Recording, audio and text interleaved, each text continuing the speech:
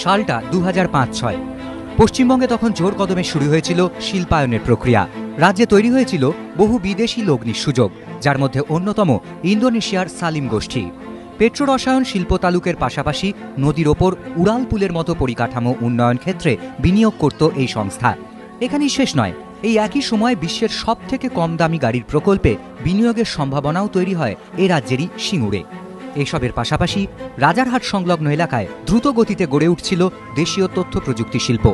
সেই প্রেক্ষাপটেই এ রাজ্যে জমি অধিগ্রহণ বিরোধী আন্দোলনের সলতে পাকাতে শুরু করেন তৎকালীন বিরোধী নেত্রী মমতা বন্দ্যোপাধ্যায়। ক্রমশ সেই আন্দোলন বৃহত্তর আকার নিতে শুরু করে। প্রথমে মমতার দাবি ছিল জোর করে কৃষি জমি অধিগ্রহণ করা যাবে না।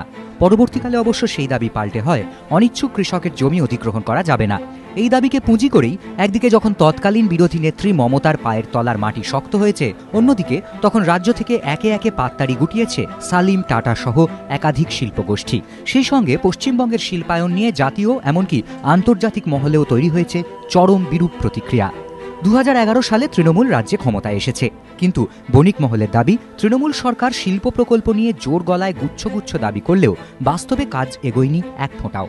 বিরোধীদের অভিযোগ, শিল্প নিয়ে সরকার যতই সাফল্যের দাবি করুক না কেন, আসলে যে কাজের কাজ কিছুই হয়নি তার সবচেয়ে বড় প্রমাণ শিল্পমন্ত্রীর পদ থেকে পার্থ চট্টোপাধ্যায়ের বিদায়।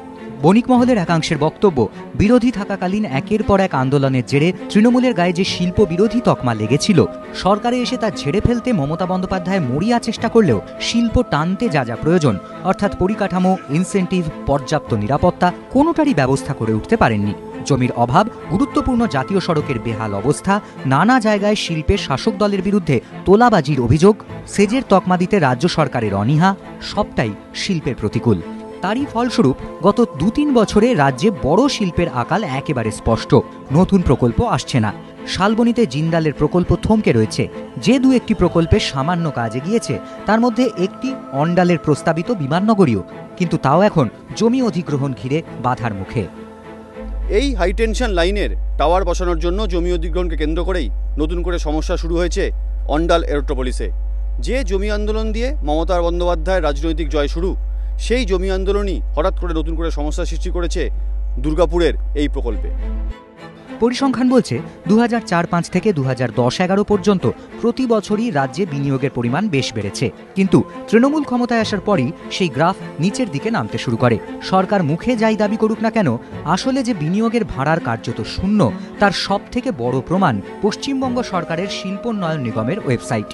2004 থেকে 2010 পর্যন্ত বার্ষিক বিনিয়োগের হিসেব এই ওয়েবসাইটে থাকলেও 2011 থেকে রাজ্যে কি বিনিয়োগ এসেছে তা নিয়ে কোনো তথ্য নেই শিল্পোন্নয়ন নিগমের ওয়েবসাইটেই। বণিক মহল মনে করছে, বিনিয়োগ টানতে সরকার যে মুলুকেই যাক না কেন, সমস্যার উৎসটা সেই সরকারের নীতিতেই। যে নীতি অনুযায়ী জমি অধিগ্রহণের ব্যাপারে সরকার হস্তক্ষেপ করবে না, শিল্পপতিদেরই সরাসরি জমি কিনে নিতে হবে। বিরোধীদের অভিযোগ, সরকার যদি এই নীতিই বজায় রাখে, তাহলে পশ্চিমবঙ্গ আর কোনোদিনই যথার্থ শিল্পের মুখ দেখবে না। উল্টে রাজ্য জুড়ে ক্রমশ থাবা বসাবে সিন্ডিকেট চক্র।